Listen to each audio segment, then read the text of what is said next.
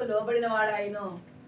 మరియు మీరు కుమారులై ఉన్నందున నాయన తండ్రి అని మొరపెట్టు తన కుమారుని ఆత్మను దేవుడు మన హృదయంలోనికి పంపెను. కాబట్టి నీవు దాసుడివి కావు, కుమారుడివే. కుమారుడివైతే దేవుని ద్వారా వారసుడవు. దేవునికి మహిమ కలుగునుగాక. హల్లెలూయా. మరొక రోజు ఈ క్రిస్మస్ ఈవ్ సందర్భముగా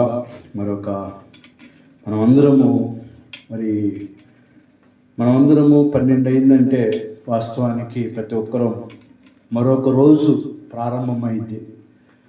ఆ డేటు ఆ దినము 12 గంటల నుంచి ప్రారంభమైంది. అలాగా మనం పుట్టినరోజు సెలబ్రేషన్ చేసుకుంటూ ఉంటాం. డే కూడా అలాగే నైట్ 12 నుంచి మళ్ళా రేపు నైట్ 12 వరకు 24 అవర్స్ నడుస్తూ ఉండేది.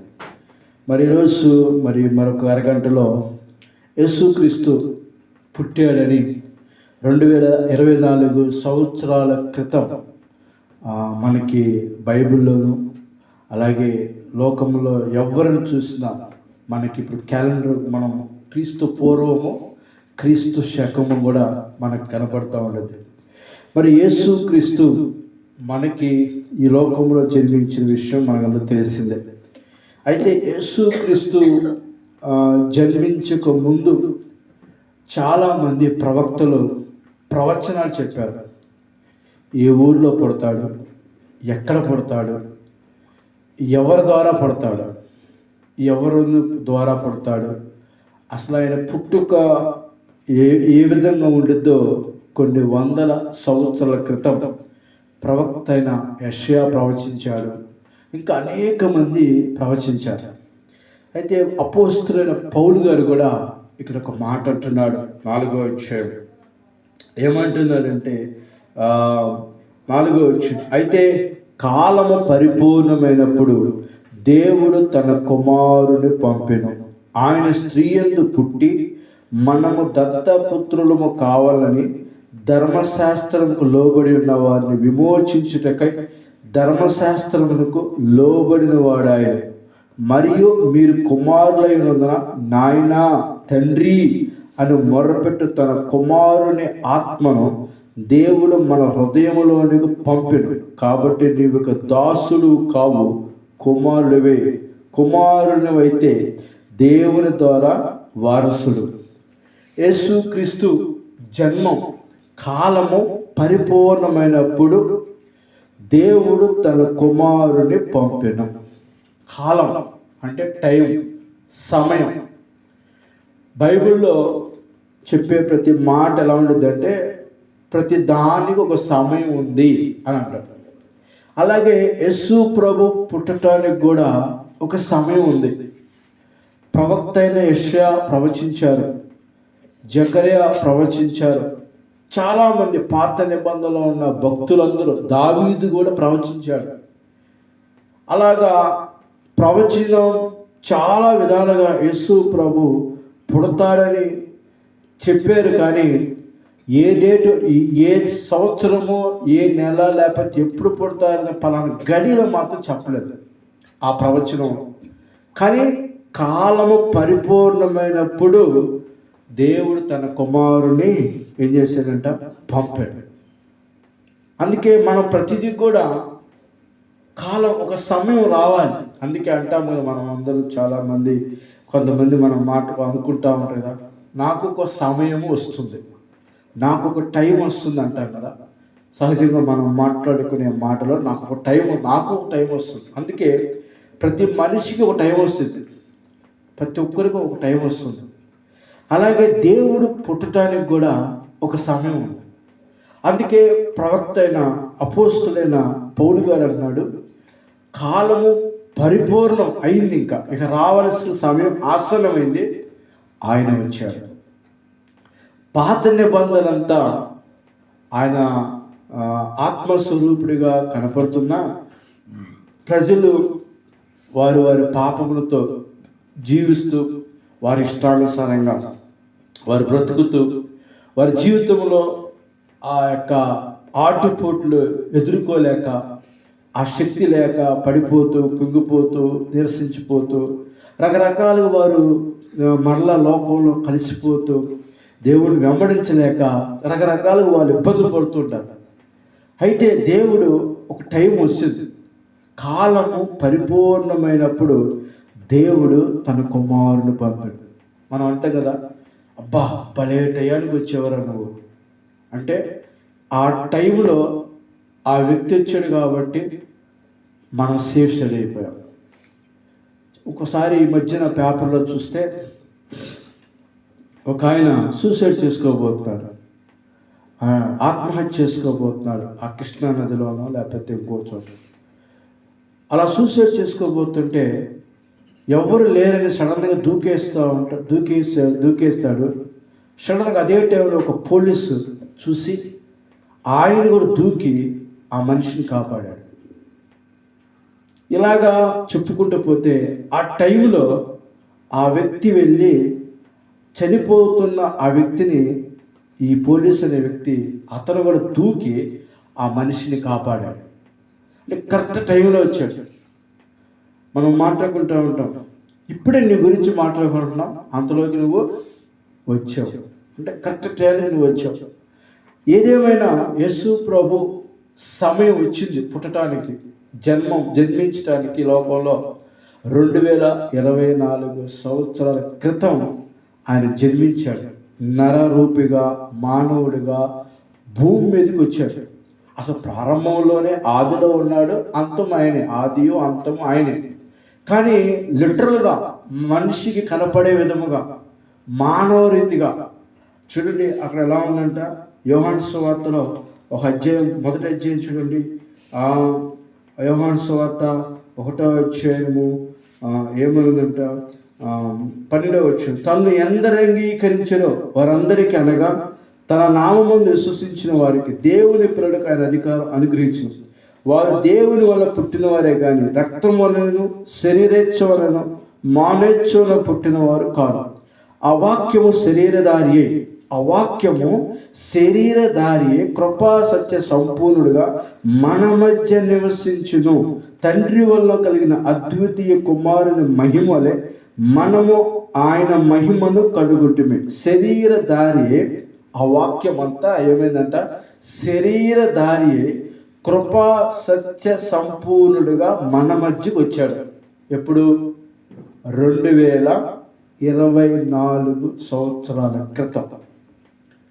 ఆయన పుట్టిన కానించి క్రీస్తు శకం అన్నారు, ఆయన రాకముందనేమో క్రీస్తు పూర్వం అంటున్నారు. చూడండి, ఆయన పుట్టుక, ఇందాక మనం పాట పాడుకున్నాం, చరిత్రలో ఓరన్న ఆయన యొక్క పుట్టుక ఒక మర్మం అంటాడు దేవుడు. అంటే ఆయన ఈ లోకంలో జనరల్గా ప్రజలు ఈ లోకంలో పుట్టే విధంగా ఆయన పుట్టలేదు. ఆయన దేవుని శక్తి ద్వారా కన్యక మీద, మరియ మీదకు దేవుని శక్తి కమ్ముకోవటం ద్వారా ఆమె గర్భం ధరించి దాని ద్వారా ఆ శక్తి పొందుకుని ఆమె యేసుక్రీస్తును జన్మించడానికి ఆమె ఒక పాత్రగా వాడుకున్నాడు దేవుడు. అంటే ఆ సమయము వచ్చింది. ఇక్కడ ఆ వాక్యము శరీరధారి. చూడండి, గర్భం ధరించగానే ఏమి ఆ యొక్క గర్భఫలం అనేది, ఆ పిండం అనేది ఏమి కనపడదు. కానీ అది పూర్తిగా ఆకారం వచ్చేంత వరకు, నెలలు నిండి పూర్తిగా ప్రసవించేయడానికి 36 వీక్స్ ఆర్ 38 వీక్స్కి టోటల్గా ఫామ్ అయిపోతుంది. అప్పుడు కాలము పరిపూర్ణం అయినప్పుడు అప్పుడు పుడతారు. అందుకే మధ్యలో పుడితేనే కొంచెం చాలా ప్రాబ్లమ్స్ ఎదుర్కొంటారని డాక్టర్స్ చెప్తూ ఉంటారు. అందుకే టైం పూర్తవ్వాలి. అలాగే దేవుడి వాక్యము, ఆ వాక్యం ఏమైపోయిందంటే శరీరధారి అయి, ఆ పాత నిబంధన వారు చదువుకున్న ఆ మాటలు, ఆ వాక్యం అంతా ఇప్పుడంతా ఆయన ఒక శరీరధారిగా వచ్చి మన మధ్యకు నివసించును. దేవునికి స్తోత్రం. హల్లెలూయా, హల్లెలూయా. అందుకే కాలము పరిపూర్ణమైనప్పుడు దేవుడు తన కుమారుని పంపిను. ఆయన స్త్రీ యందు పుట్టి మనము దత్తపుత్రులు కావాలని ధర్మశాస్త్రమునకు లోబడి ఉన్న వారిని విమోచించుటకై ధర్మశాస్త్రమునకు లోబడినాడు. ఆయన ఒక స్త్రీ, ఆయన స్త్రీ యందు పుట్టి ఏదో దేవుడంటే ఆకాశం నుంచి ఊడిపడేవాడుగా ఆయన పుట్ల, ఆకాశం నుంచి వచ్చిన వాడిగా పరలోకం నుంచి అట్లా వచ్చినట్టుగా భూమి మీదకి వచ్చినట్టుగా అలా లేదు.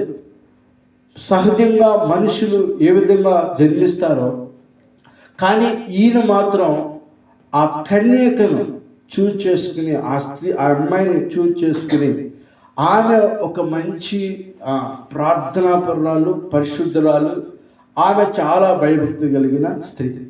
అలాంటి ఆమె గర్భఫలం ద్వారా భూమి మీదకి రావాలనుకున్నాడు.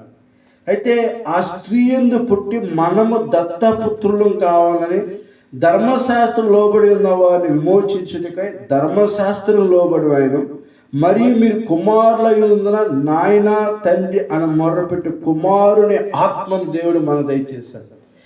యేసుక్రీస్తు పుట్టడం ద్వారా దేవునికి తండ్రికి మనం దగ్గరమయ్యాం. మనం అబ్బా తండ్రి అని మొరపెట్టుకునే అవకాశం వచ్చింది. అందుకే ఎందుకు ఆయన భూమి మీదకి పుట్టడానికి కారణం మనం ప్రతి ఆదివారం చెప్పుకుంటూ వస్తున్నాం. ఒకసారి ఏమో మనం ధనవంతులు చేయటానికి ఆయన ఏమైందంట, దరిద్రుడిగా ఈ లోకానికి వచ్చాడని చెప్పాం. మరొకసారి ఆయన పరిచారం చేయించుకోవడానికి రాలేదు, కానీ పరిచర్య చేయటానికి వచ్చాడని చెప్పుకున్నాం. మరొకసారి ఆయన ఎందుకు వచ్చాడంటే అంధకార సంబంధమైన క్రియలను లయపరచడానికి ఆయన లోకానికి వచ్చాడు.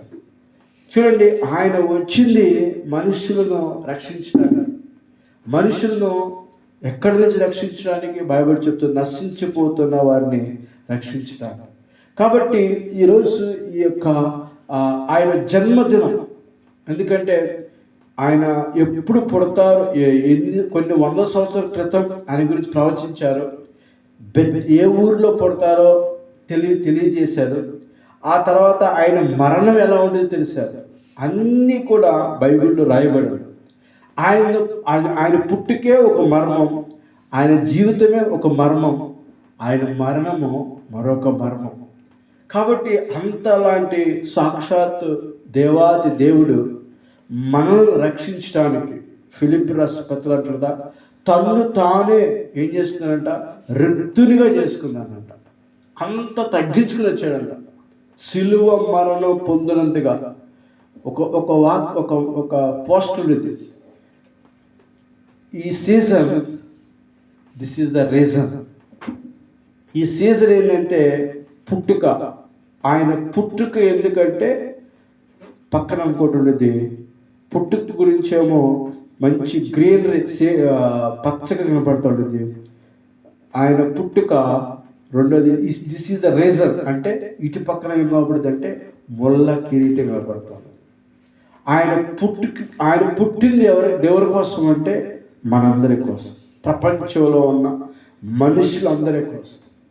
ఆయన పుట్టింది ఆయన కోసం కాదు.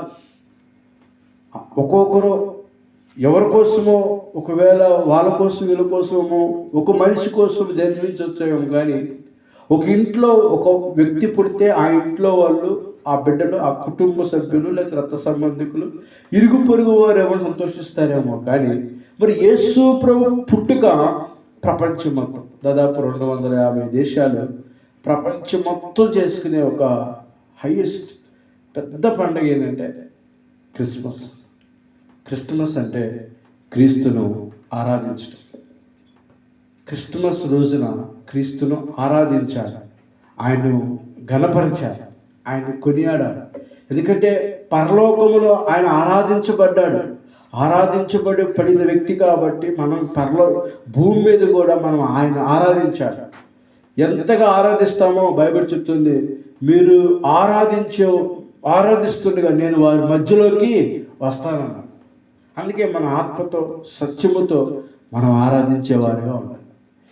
ఈ క్రిస్మస్ కాలము పరిపూర్ణమైంది కాబట్టి ఆయన జన్మించాడు. దీన్ని మనం ఇంకొక విధంగా ఆలోచిస్తే ప్రసంగి గ్రంథం అంటాడు, ప్రతి దానికి ఒక సమయం ఉంది.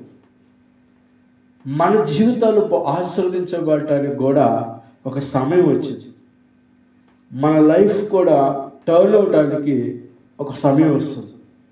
ఆ సమయం వరకు మనం ఎదురు చూస్తూనే ఉండాలి. యూదులు వీళ్ళందరూ మెస్సయ్య కోసం ఎదురు చూస్తున్నారు. ఎవరి కోసం? మెస్సయ్య కోసం ఎదురు చూస్తున్నారు.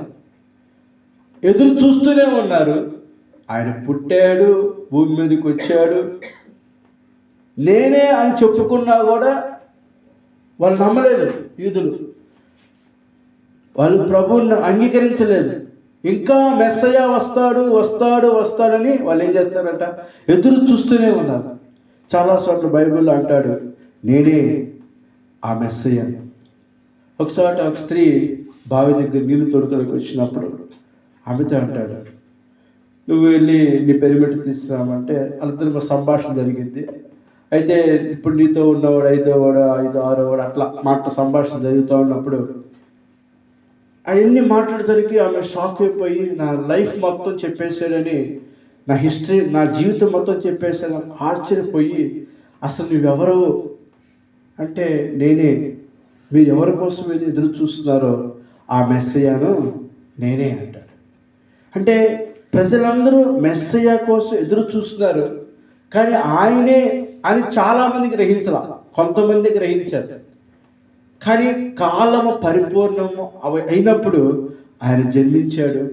ఆయన లోకంలో 33.5 సంవత్సరాలు ఈ లోకంలో జీవించాడు. ఆయన ఈ లోకంలో జీవించి మనుషులందరి కోసం తన ప్రాణం పెట్టాడు. ఒక మాట చదువుకుందాం. న్యాయాధిపతిలో అక్కడ ఏముందంటే, న్యాయాధిపతి చివర మాట 21వ అధ్యాయం 25వ వచనం. ఆ దినములో ఇశ్రాయేలుకు రాజు లేడు, ప్రతి వాడును తన ఇష్టానుసారంగా ప్రవర్తించుచూ వచ్చింది.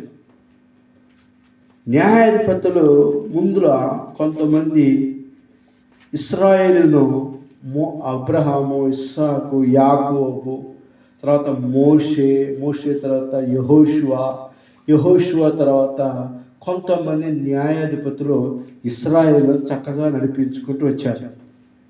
కొద్ది రోజుల తర్వాత ఆ నడిపించే నాయకుడే లేడు. ఆ నాయకుడు లేడంట. ఆ దినములో ఇశ్రాయేలుకు ఎవరు లేరంట? రాజు లేడు. రాజు లేకపోయేసరికి ప్రతి వాడు తన ఇష్టానుసారంగా ఏం చేస్తున్నారంట? ప్రవర్తిస్తున్నారు. అందుకే చూడండి, ఒక నాయకులు ఉండాలి. నాయకులు లేకపోతే వారి ఇష్టానుసారంగా ప్రవర్తిస్తారు. కుటుంబంలో ఆ యజమానులు లేకపోతే పిల్లలు ఇష్టానుసారంగా జీవిస్తూ ఉంటారు. చూడండి, అలాగే ఒక దేశానికి ప్రధానమంత్రి కావాలి, రాష్ట్రానికి ఒక నాయకుడు కావాలి, ఒక పార్టీకి ఒక నాయకుడు కావాలి, ఒక సంఘానికి ఒక కాపరి కావాలి. కాపరి లేని జనులు ఏమవుతారంటే నశించిపోతారు. అయితే ఇక్కడ ఆ దినములో నాయకుడు, ఇశ్రాయేలుకు రాజు లేడు. రాజు ఉంటేనే అంతంత మాత్రం. అసలు వీళ్ళు మొదట మాకు రాజును ఏర్పాటు చేయండి అని సమూయేలు ప్రవక్త అడిగినప్పుడు అసలు దేవుడే వారికి రాజుగా ఉండి పరిపాలన చేస్తున్నాడు ఆలోచన వచ్చి. కానీ దేవుడు యొక్క ఆలోచన వీళ్ళు గ్రహించలేక మాకు ఒక రాజు కావాలి, ఆయన ఎప్పుడు మమ్మల్ని పరిపాలన చేయాలని సమూయేలును బతిమలాడగా దేవుడు కూడా సరిపో అని సౌలు అనే ఒక వ్యక్తిని రాజుగా చేశారు. అక్కడ ప్రారంభమైంది రాజుల కాలం. ఇక్కడ మనం చూసుకున్నట్లయితే ఇక్కడ ఈ న్యాయాధిపతులు చివరి మాట చూడండి, ఆ రాజు లేడు కాబట్టి వాళ్ళ ఇష్టానుసారం, అంటే నాయకులు లేకపోతే, డైరెక్షన్ ఇచ్చేవాడు లేకపోతే ఇష్టానుసారంగా ప్రవర్తిస్తూ ఉంటారు. మంచి చెప్పేవాడు, నీతి చెప్పేవాడు, కాపరి అనేవాడు లేకపోతే ప్రజలు ఇష్టానుసారంగా జీవిస్తారు. దాని పక్కనే మన పేజీ తిప్పి చూస్తే ఏమైతే సార్, రూతు గ్రంథం కాబట్టి రూతు గ్రంథంలో మొదట న్యాయాధిపతులు ఏలిన దేశంలో కరువు కలగా యోధా బెత్లెహేములో ఒక మనుషుడు తన భార్యను తన 2 కుమారులను వెంటబెట్టుకుని మోయాబు దేశంలో కాపురమునకు వెళ్ళెను. ఆ మనుషుల పేరు చూడు. న్యాయాధిపతి లేకపోయేసరికి, అంటే రాజు లేడు, పరిపాలన చేసే రాజు లేడు. రాజు లేకపోయేసరికి ప్రజలందరూ ఏమైపోయారు? వారి ఇష్టానుసారం ప్రవర్తిస్తున్నారు. వాళ్ళలో ఈ యొక్క ఎలీమెలెకు, అతని భార్య అయిన నయోమి తన ఇద్దరు కుమారులు తీసుకుని రొట్టెల దేశాన్ని విడిచిపెట్టి ఎక్కడికి వెళ్ళిందంట? మోయాబు దేశకి వెళ్ళింది. అదే నాయకుడు ఉంటే, రాజు ఉంటే, అమ్మ వద్దు, ఆ మోయాబు దేశానికి వెళ్ళటం మంచిది కాదు, అది శపితమైన దేశం, మనం వెళ్ళకూడదు, కరువు వచ్చిందనో కష్టం వచ్చిందనో దేవుడిని విడిచిపెట్టద్దు, దేవుడిని మనం కలిగి ఉందాం, దేవుడు ఈరోజు కాబట్టి రేపైనా మనకి సహాయం చేస్తాడు, అంతేగాని దేవుడిని విడిచిపెట్టద్దు. కొంచెం ఇబ్బందులు వచ్చినా, ఇరుకులు వచ్చినా, సమస్యలు వచ్చినా ధైర్యం ఉండు అని చెప్పే నాయకులు ఉండాలి. ఆ దినాలలో ఆ నాయకులు లేకపోయేసరికి ఒక రాంగ్ స్టెప్ వేయటం జరిగింది. ఎవరో? ఎలీమెలెకు అతని భార్య నయోమి. ఆ రాంగ్ స్టెప్ వలన ఎంతో ఘోరం జరిగింది. మనకు తెలుసు, ఎలీమెలెకు చనిపోయాడు, తర్వాత కొడుకులు చచ్చిపోయారు, చాలా ఇబ్బంది అయిపోయారు. అందుకే మనకు ఒక నాయకులు కావాలి, మనకు ఒక కాపరి కావాలి, మనకు ఒక మన ఆత్మీయత నడిపించే ఒక రాజు కావాలి.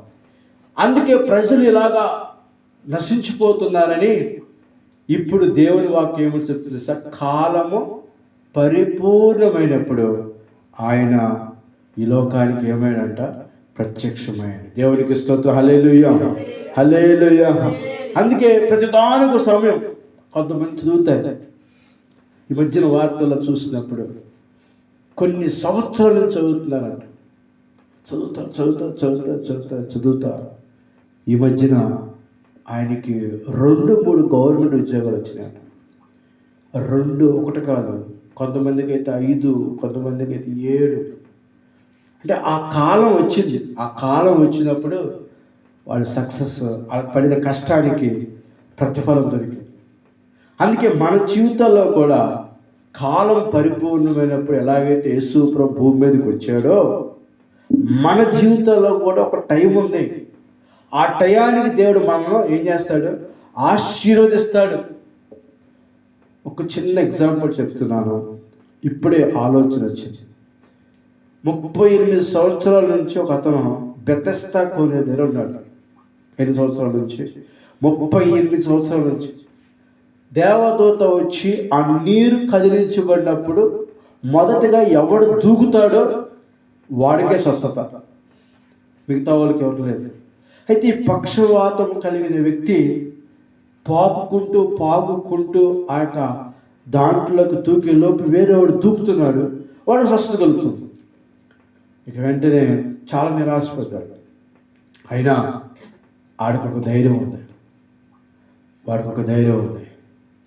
ఈ క్రిస్మస్ ఏం తెలుసా? నీకు ధైర్యం రావాలి.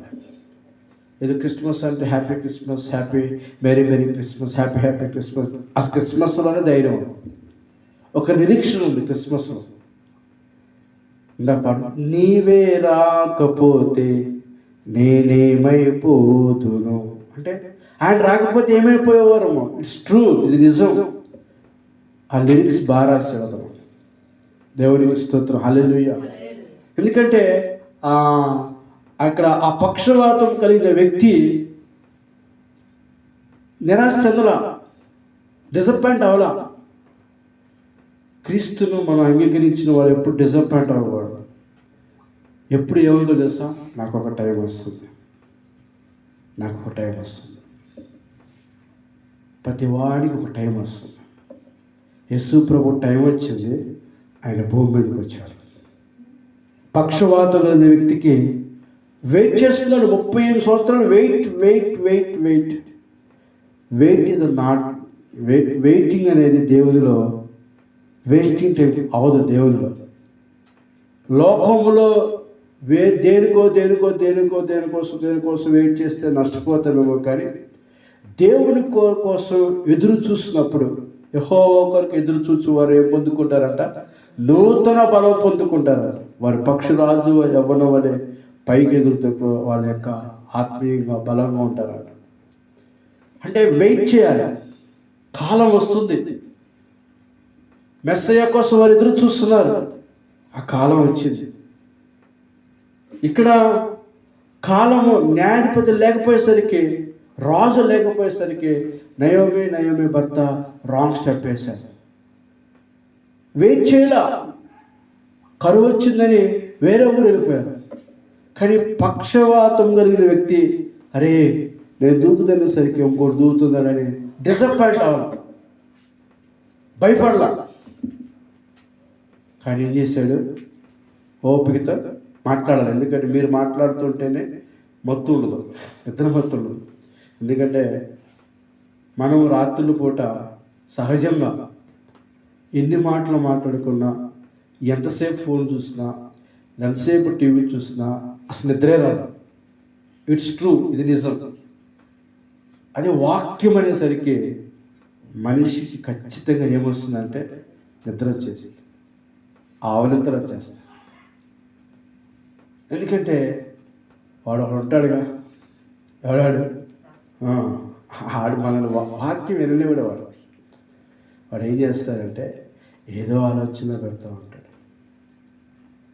అంటే మనం చూడండి ఏకాగ్రత. ఎందుకంటే బాడీ అంతా ఉదయం అంతా ఏదో పనిలో ఉండి మనం అలసిపోతాం. చెప్పేవాడు నాకైనా అలసిపోయాడు, నేను రెస్ట్ లేదు, చెప్తున్నా కూడా నా కళ్ళు మత్తుగా ఉన్నాయి, అయినా తప్పదు. దేవుని స్తోత్రం, హల్లెలూయా.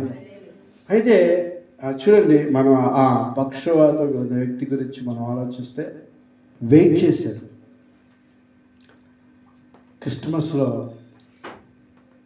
క్రీస్తు కోసం వాళ్ళ ఆనాడు యూదులు ఎలాగైతే ఎదురు చూశారో, యేసు ప్రభు అలాంటి రక్షకుడికి భూమి మీదకి వచ్చి ప్రజలందరికీ రక్షణ ఎలా ఇచ్చాడో, క్రీస్తుని నమ్ముకున్న మనం మొదటి స్టెప్ ఏంటంటే సార్, వెయిట్ చేయాలి. దానికి అందుకే అబ్రహాము గుర్తు రావాలి మనకి. అమ్మట అబ్రహాము దేవుడు నమ్మెను, అది అతని నీతిగా ఎంచబడను.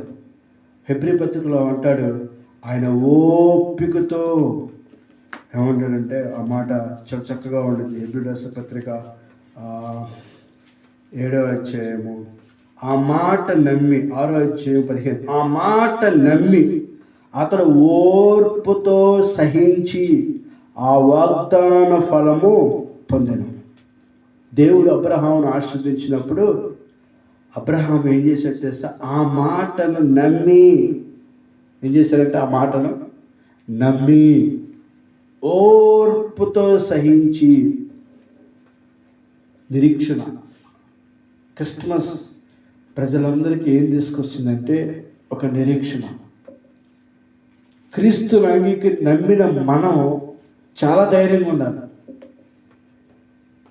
ఒక మంచి సూక్తి చదివాను. పూలు రాలిపోయినా, కొమ్మలు ఎండిపోయినా, కాయలు రాలిపోయినా, ఏది ఏమైపోయినా అది చెక్కు చెదరదంట. ఎందుకు? దాని కింద ఏమున్నాయంట? వేర్లు ఉన్నాయంట.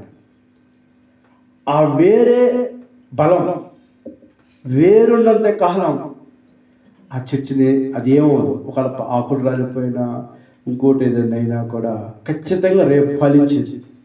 అందుకే బైబిల్ యెషయా మొద్దు నుండి ఏం పుట్టిందంట? చిగురు పుట్టిన.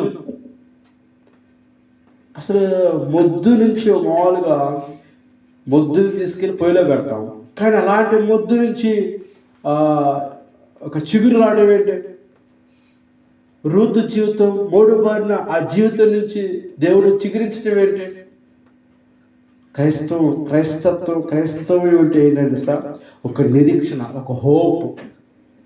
ఈరోజు ఈ రాత్రి ఈ మాట గట్టిగా పట్టుకున్నాం. నాకు ఒక ఓపిక, నాకు ఒక నిరీక్షణ, మీకు ఒక నిరీక్షణ, మీకు ఒక ఓపిక. అంటే ఏదైతే మనం అడుగుతున్నామో దేవుణ్ణి, అది చేస్తాడని మనం అందరం ఏం చేయాలి? ఎదురు చూడాలి. దానికి ఏమవ్వాలి? కాలము పరిపూర్ణం. కాలము పరిపూర్ణమైనప్పుడు దేవుడు తన కుమారుని పంపెను. దేవునికి స్తోత్రం, హల్లెలూయా. కాలము పరిపూర్ణమైనప్పుడు అంటే కంప్లీట్, ఇక పూర్తయిపోయింది. ఇక మెస్సయ రక్షకుడైన యేసుక్రీస్తు భూమి మీదకి రావాలి. ఇంకా 38 సంవత్సరాల నుంచి ఎదురు చూస్తున్న ఆ మనిషి ఎదురు చూస్తూ ఉన్నాడు. ఏ రోజైనా నేను దూకపోతానా? ఆయనకి అంత ధైర్యం ఏంటి అసలు? జనరల్గా ఆలోచిద్దాం. కాళ్ళు ఉన్నవాడు వెళ్ళి దూతాడు ముందు, కాళ్ళు లేని ముందు దూతాడా? అయినా కూడా అక్కడే ఉన్నాడు, ఎటు కదల్లా. ఒక టైం వచ్చింది, యేసు ప్రభువే ఆయన దగ్గరికి వచ్చాడు. దేవునికి స్తోత్రం, హల్లెలూయా. యేసు ప్రభువే ఆయన దగ్గరికి వచ్చాడు. అది నిరీక్షణ, అది హోప్. క్రీస్తుని అంగీకరించిన మనం చాలా నిరీక్షణ కలిగి ఓపిక కలిగి ఉంటే చాలా ఆశీర్వాదం. ఈ రోజుల్లో మనుషులకి ఏముండదంటే ఓపిక ఉండదు. ఓపిక, పేషెన్స్ అనేది ఉండదు. అలా అంత ఫాస్ట్ ఫుడ్లో అయిపోవాలి. ఫాస్ట్ ఫుడ్ ఎలాగైతే మనం తీసుకుంటా ఉన్నాం బయట, ఈరోజు దేవుని కార్యాలు కూడా ఎలా అయిపోవాలంటే ఫాస్ట్గా అయిపోవాలి. అలా ప్రార్థన చేయాలి, లేకపోతే అలా ఒక వారం వెళ్ళాలి, అలా కార్యం జరిగిపోవాలి. కార్యం జరగకపోతే ఇక దేవుడు లేదంటే ఏమిటంటే ఒక ఆమె ఉంటుంది చక్రపాలలో, ఒక పూరి గుడిసెలో ఉండేదామె. ఆ పూరి గుడిసెలో పైన తాటేకులు ఎవరో బెజ్జాలతో పొడుస్తున్నారంట. తర్వాత ఈమె పొలాలకు వచ్చుకుంటే పొలాలు తీసుకెళ్ళిపోతుందంట. ఏదో చెప్తూ ఉంటుంది ఆమె ఎప్పుడో బాప్తిసం తీసుకున్న ఆమె ఇప్పుడు ఏమంటుంది, ఇంకా భక్తిలో ధైర్యం ఉన్నట్టయితే ఆమెకు అసలు దేవుడు ఉన్నాడా, దేవుడు అసలు నా ప్రార్థన ఆలకిస్తానంటావా లేదంటావా అని ఏదేదో మాట్లాడుతుంది. అంటే అది కాకి పొడిచిందో ఇంకోటి పొడిచిందో మనకు తెలియదు కదా. మనుషులే పొడిచింది ఎందుకు అనుకోవాలి? కొన్ని మనం వృత్తి పొందిన మనుషుల మీద నెట్టేయకూడదు. ఎందుకంటే సైతాన్లో ఉంటాడు కదా, మన మైండ్లో ఒకళ్ళు పెడతాడు, ఆడే చేసాడు ఇట్లా, ఆడే ఎట్టాను అంటాడు, ఆడే ఎట్టాడు అని మన మైండ్లో ఫీడ్ చేస్తాడు.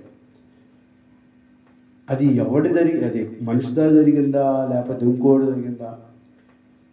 మరి ఇన్ని సంవత్సరాలు ప్రార్థనకి వచ్చే ఆమె, బాప్తీసు తీసుకున్న ఆమె, అది దేవుడు ఆలకిస్తారంటావా లేదంటావా? అసలు ఒక్కోసారి నా ప్రార్థన వింటున్నాడు లేదా, అసలు దేవుడు ఉన్నాడు అన్నట్టుగా మాట్లాడుతుంది. మరి ఆ నిరీక్షణ ఎక్కడ ఉందో అర్థం కాదు. అంటే ఏదైనా జరిగితేనే నిరీక్షణ, నమ్మటం, దేవుడు నమ్మటం. అదృశ్యమైనవి ఉన్నందుకు రుజువునై ఉన్నది. దేవునికి స్తోత్రం, హల్లెలూయా. అదృశ్యమైనవి ఉన్నవి అని నమ్మటమే విశ్వాసం, నిరీక్షణ. ఈ నిరీక్షణ మిమ్మల్ని ఎన్నడూ కూడా సిగ్గుపరచదు. ఈ నిరీక్షణ మనకెంతో ధైర్యం తీసుకొస్తుంది. ఆనాడు యూదులు ఎలాగైతే మెస్సియా కోసం ఎదురు చూశారు, ఆ కాలం పరిపూర్ణమైనప్పుడు ఎలాగైతే యేసు ప్రభు పుట్టాడు, ఈ పక్షవాతు గల వ్యక్తి కూడా ఎక్కడ కూడా చెక్కు చదవాల. ఏమంటే దేవదూత కాదు ఆయన స్వస్థపరిచింది, ఇంకా డైరెక్ట్ దేవుడే దగ్గరికి వచ్చాడు. వచ్చి ఏంటి అన్ని సమస్య అంటే, అయ్యా నేను ఆ దేవదూత నీరు కలిగించేటప్పుడు వెళ్ళి దూకుదామనేసరికి నాకంటే ముందుగా వేరే ఒక దూకుతున్నారయ్యా, నేను స్వస్థపడలేకపోతున్నాను, బాగుపడలేకపోతున్నా అంటే, నీకు స్వస్థపడాలనుకుంటున్నావా? అవునయ్యా అంటే, వెంటనే యేసు ప్రభు నువ్వు లేచి నీ పరుపెత్తుకొని నడుము అనగానే ఆ మాట పలకంగా యేసు ప్రభు ఆ మాటలో ఉన్న శక్తి అతనిలోకి వచ్చి కాళ్ళు, చేతులు, ఎముకలు, నరాలు మొత్తం ఆ శక్తి వచ్చేసేసి అప్పుడు దాకా పక్షవాతం కలిగిన మనిషి, పరుపు మీద పడుకున్న మనిషి, ఆయన లెగిసి ఆయన పరుపును ఆయన చుట్టుకుని ఆయనతో పాటు దేవుని స్తుతించడానికి వెళ్ళాడు. హల్లెలూయా. ఎంత గొప్ప కార్యం! మరి అంత ఓపిక, అంత నిరీక్షణ ఆయనకు ఎందుకు ఆ వ్యక్తిని బైబిల్లో పెట్టాడంటే, ఓపిక లేని వాళ్ళు, నిరీక్షణ లేని వాళ్ళు అలాంటి వాళ్ళు చూస్తారా? అబ్రహాము 25 సంవత్సరాల నిరీక్షణ, యేసేపు 13 సంవత్సరాల నిరీక్షణ. బైబిల్లో చాలామంది జకరియా, ఎలిజబెత్ వృద్ధాప్యం దాకా నిరీక్షణ, వృద్ధాప్యం దాకా వాళ్ళకి పిల్లలు. ముసలితనం. అసలు చాలా అద్భుతాలు, కొన్ని కార్యాలు మనం చూస్తుంటే డాక్టర్స్కి ఇంపాసిబుల్ అంటారు, బట్ పాసిబుల్ విత్ గాడ్. దేవునికి సమస్తము సాధ్యం. సాధ్యం ఎలా సాధ్యం తెలుసా? ఒక గర్భఫలం అనేది కూడా గొప్పగా అద్భుతంగా దేవుడు దాన్ని విధంగా దేవుడి శక్తి ద్వారా రావటం అనేది అది ఇంపాసిబుల్. మానవరీతిగా అది impossible, but possible with God. అయితే ఈరోజు ఒక మాట మనం విందాం, కాలం. ఈరోజు నేను నువ్వు గుర్తుపెట్టుకున్నాం, ఎప్పుడు డిసప్పాయింట్ అవ్వద్దు. డిసప్పాయింట్ చేయటానికి మనకి ఎప్పుడు మనుషులు ఉంటారు, పక్కనే ఉంటారు, ఎప్పుడు మనల్ని డిసప్పాయింట్ చేస్తూనే ఉంటారు. ఏదో భార్య ద్వారా డిసప్పాయింట్ అవుతాం, భర్త ద్వారా డిసప్పాయింట్ అవుతాం, ఇరుగు పొరుగు వారి డిసప్పాయింట్ అవుతాం, పిల్లల ద్వారా, తల్లుల ద్వారా, ఎవరో ఒక మనిషి ద్వారా మనం డిసప్పాయింట్ అవుతూనే ఉంటాం. అందుకే డిసప్పాయింట్ చేసే మాటలను మనం ఎక్కువ పెట్టుకోకూడదు మనసులో. దానివల్ల మనం ఏమవుతామంటే కృంగిపోతాం. ఒక్కోసారి చూడండి, భర్త ఎంత కష్టపడినా భార్య తుస్సు అనిపించింది, ఏం అసలు దానికి చేసిన దానికి విలువ అనిపించదు, విలువగా మాట్లాడాలి. ఉదయం ఇంత కష్టపడిందంతా ఆ సాయంకాలం ఏముండదు, అంత తీసేసినట్టుగా ఏదో ఆ చిన్నదాన్ని పట్టుకుని చేసిందంతా మర్చిపోతాడు. అలాగే భర్త కూడా చేసిందంతా మర్చిపోయి చిన్న విషయంలో భర్త తీసిపడేస్తాడు. ఒక్కోసారి చాలా మన జీవితంలో మనకు ఎదురవుతూ ఉంటాయి ఇలాంటివి. తక్కువగా మనము బయట ఒకసారి కొంతమంది మనం విలువ ఇచ్చితే కనీసం ఒకసారి ఇంట్లో కూడా అంత విలువ మర్యాద లేకపోతే ఆ యొక్క ధైర్యం, ముఖ్యంగా ధైర్యపరచడం అనేది మనకు కనపడదు. అందుకే ఎవరు మనం ధైర్యపరచకపోయినా నువ్వు నమ్ముకున్న దేవుడు ఎప్పుడు ఏం చేస్తారంటే ధైర్యపరుస్తూ ఉంటాడు. ఆ నిరీక్షణ మనం కలిగి ఉంటే చాలు, ఆ ధైర్యం మనం కలిగి ఉంటే చాలు. ఆ టైంలో కాలం సంపూర్ణమైనప్పుడు ప్రభువైన యేసుక్రీస్తు ఎలాగైతే భూమి మీదకి వచ్చాడో మన జీవితంలో కూడా ఆ టైం వచ్చేంత వరకు, ఆ సమయం వచ్చేంత వరకు, ఆ యొక్క అవకాశం వచ్చేంత వరకు మనం ఎదురు చూస్తూనే ఉండాలి. అది నిరీక్షణ కలిగి ఓపికతో నిలుస్తున్నప్పుడు ఖచ్చితంగా మనకి ఆ దేవుడు ఏం చేస్తారంట, సహాయం చేస్తాడు. కాబట్టి ఈరోజు ఈ రాత్రి మనము దేవుణ్ణి క్రిస్మస్లో మొదటి మాట ఏంటంటే నిరీక్షణ. ఆ నిరీక్షణ మనం కలిగి ఉన్నప్పుడు ఖచ్చితంగా దేవుడు మనకు అలాంటి సంతోషము, ఆనందం ఇస్తాడు. మిగిలిన మాటలు రేపు మనం చదువుకుందాం. చిన్న ప్రార్థన చేసుకుని మనము క్యాండిల్ లైట్ సర్వీస్ చేసుకుని కేక్ కట్ చేసుకుందాం. అందరం కళ్ళు మూసుకున్నట్లయితే చిన్న ప్రార్థన చేసుకుందాం. ఈరోజు ఈ రాత్రి దేవుని మాటలు వింటున్నాం మనం. ఈ రాత్రి దేవుడు ఒక నిరీక్షణ కలిగి ఉండు అని మనతో చెప్తున్నాడు. కాలము పరిపూర్ణమైనప్పుడు యేసుక్రీస్తు ఏ విధంగా ఈ భూమి మీదకి వచ్చాడో నాకు నీకు ఒక సమయం ఉంది. ఆ సమయం వచ్చేంత వరకు ఓపికతో మనం ఎదురు చూస్తే ఈ క్రిస్మస్లో మనం నేర్చుకోవాల్సిన పాఠం ఏంటంటే నిరీక్షణ, ఓపిక. ఖచ్చితంగా దేవుడు మనకు సహాయం చేస్తాడు, మనకు మేలు చేస్తాడు. అబ్రహాము ఆ మాట నమ్మి ఓర్పుతో సహించి ఆ వాగ్దాన ఫలాన్ని పొందుకున్నాడు అంటున్నాడు. ఈరోజు ఒక నిరీక్షణ, ఇంకా నా ప్రార్థనకు జవాబు రావట్లేదు అని మాత్రం అనుకోవద్దు. ఆయన వింటూనే ఉన్నాడు. ఆయన చెవులు మందము కాలేదు, విననేరంగా ఉన్నట్టు ఆయన చెవులు ఏం కాలేదంటే మందము కాల. ఆయన వింటున్నాడు. మనము ఆయన దగ్గర కాచే కన్నీళ్లు వ్యర్థము కావు, కవిలలో దాచబడి ఉన్నాయి అంటున్నాడు.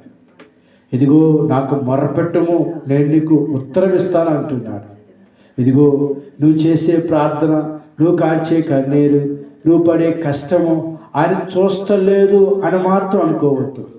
ఏసేపు జైల్లో ఉన్నప్పుడు, ఏసేపు చెయ్యరాని నేరము చెయ్యిపోయినా కూడా ఆ నేరం ఆయన పడిన జైల్లో ఉండి కూడా దేవుడు స్తుతించాడే కానీ ఎన్నడూ కూడా దేవునికి వ్యతిరేకంగా జీవించాడు.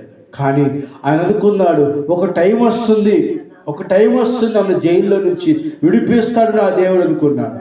ఇదిగో ఈ రాత్రి, ఈ క్షణము నీవు ఒక నిరీక్షణ కలిగి ఉన్నట్లయితే, ఈ క్రిస్మస్ నిజమైన క్రిస్మస్ సంతోషం ఈరోజు నువ్వు జరిగించుకోవాలి.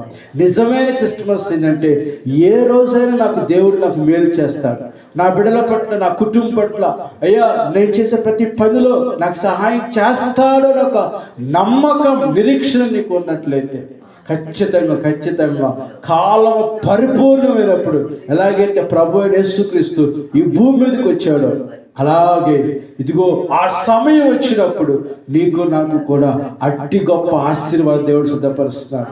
ఎందుకంటే బైబిల్లో ఎదురు చూసిన వారు ఎన్నడూ మోసపోలేదు. దేవుడు చేసే కార్యాల కోసం నిరీక్షించేవారు ఎన్నడూ కూడా కృంగిపోలేదు.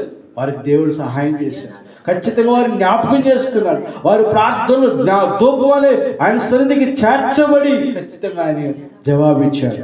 ఈరోజు మన ప్రార్థన ఆలకిస్తారని, ఇదిగో ఈ క్రిస్మస్ నిరీక్షణ కలిగి ఉండాలని, ఇగో నిరీక్షించి మనల్ని స్వస్థపరిచి బలపరిచే దేవుడని, మనకు ఆరోగ్యం ఇచ్చే దేవుడని, మనల్ని దీవించే దేవుడని, ఆయన నమ్ముకున్న మనల్ని ఆయన అన్నడు విడిచిపెట్టే దేవుడు కాదని మనం విశ్వసించినట్లయితే దేవుడు గొప్ప మేలు మన జీవితంలో కార్యం చేస్తాడు. ప్రేమ నమ్మకమైన ప్రియా పరలోకపు తండ్రి, ఈ రాత్రి కాల సమయంలో ఇదిగో ఈ యొక్క క్రిస్మస్ సంతోషమైన దినములో మేము ప్రవేశించి ఉండగా ప్రభువా నైనా ఒక నిరీక్షణ మాకు దయచేయండి.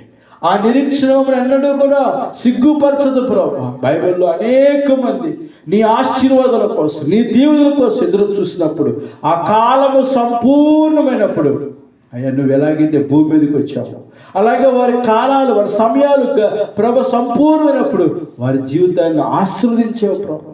స్వస్థత కావాలి, స్వస్థత ఇచ్చారు. గర్భఫలం ఇచ్చారు. ఎవరికి ఏది కావాలో ఆ కాలం పరిపూర్ణమైనప్పుడు అప్పుడు దాకా నిరీక్షణ కలిగి ఉండాలని నీ లేఖలో మాకు సెలవిస్తున్నాం ప్రభు. ఈరోజు మేము కూడా నిరీక్షణతో ఎదురు చూస్తున్నాం ప్రభు. అయ్యా సంఘం విషయంలో కానీ, కుటుంబాల విషయంలో, బిడ్డల విషయంలో కానీ ఈ నిరీక్షణ అందరూ సిగ్గుపడలేకోకుండా ప్రభు. అయ్యా ఇగో ఒంటరి వాడు 1000 మంది అవుతారన్నా ప్రభు, ఎన్నిక లేనివాడు బలమైన జనాంగం అవుతారంటున్నా ప్రభు. ఈ మాటలు కొట్టివేసే మాటలు కాదు, తుడిచిపెట్టే మాట కాదు నాయన. అయ్యా వాగ్దానం చేసేవాడు నమ్మదగిన దేవుడు నాయన. వాగ్దానం చేసేవాడు నమ్మదగిన దేవుడు ప్రభు. అయ్యా విశ్వాసం అనేది అదృశ్యమైనవి ఉన్నవారికి రుజువునే అంటున్నావు ప్రభు. ఎస్ అయ్యా నీకే స్తోత్రాలు.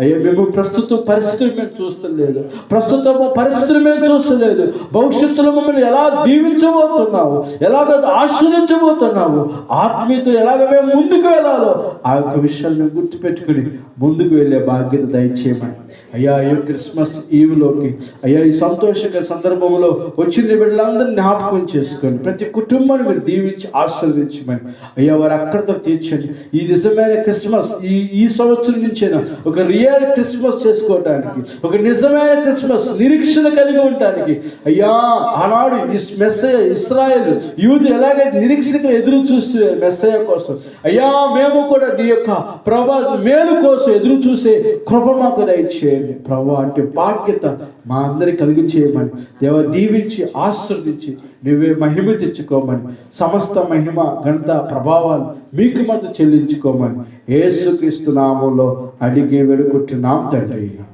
ఆమేన్ ఆమేన్ ఆమేన్. హల్లెలూయా. క్యాండిల్స్ వెలిగించుకున్నాం.